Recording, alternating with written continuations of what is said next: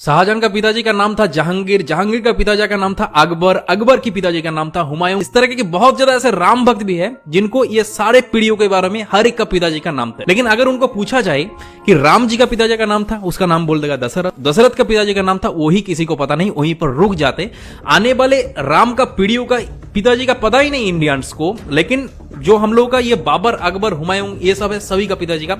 एक के बाद एक पूरा एकदम 7 पीढ़ियों तक नाम एक के बाद एक बोल देगा। तो दरअसल आज की इस वीडियो के अंदर आप लोगों को राम जी का पूरा पीढ़ियों के बारे में कि कहां से राम जी आए थे, वीडियो को इतने ज्यादा लोगों के साथ शेयर करो ताकि हर एक इंडियंस को ये राम जी का पूरा पीढ़ियों के बारे में पूरा पता चले। तो प्रभु श्री राम जी का पिताजी का नाम था दशरथ, दशरथ के पिताजी का नाम था अज, अज के पिता का नाम था नाभाग, नाभाग के पिता का नाम था ययाति, ययाति के पिता का नाम था नहुष, नहुष के पिता का नाम था अम्बरीशी, अम्बरीशी पिता का नाम था प्रशुशुक, प्रशुशुक के पिता का नाम था मरु, मरु के पिता का नाम था सिग्रग, सिग्रग के पिता का नाम था अग्निवर्ण, अग्निवर्ण के पिता का नाम था सुदर्शन, सुदर्शन के पिता का नाम था संखन, संखन के पिता का नाम था प्रबद, प्रबद के पिता का नाम था अंजुमन, अंजुमन के पिता का नाम था दिलीप, दिलीप के पिता का नाम था भागीरथ। और ये वही भागीरथ है जो गंगा को पृथ्वी पर ले आई, जिसको आप लोग भागीरथ के नाम से भी जाना जाता है। राजा भागीरथ के पिता का नाम था कुकुस्त, कुकुस्त के पिता का नाम था रघु। और ये रघु वही राजा है जिनकी नाम पर ये रघुकुल पड़ा है। ये बहुत ही पराक्रमी और तेजस्वी राजा थे। आज भी कहा जाता है कि रघुकुल रीत सदा चली, प्राण जाई पर बचन न जाए। तो राजा रघु के पिता का नाम था राजा असमंज, राजा असमंज के पिता का नाम था राजा सगर, राजा सगर के पिता का नाम था राजा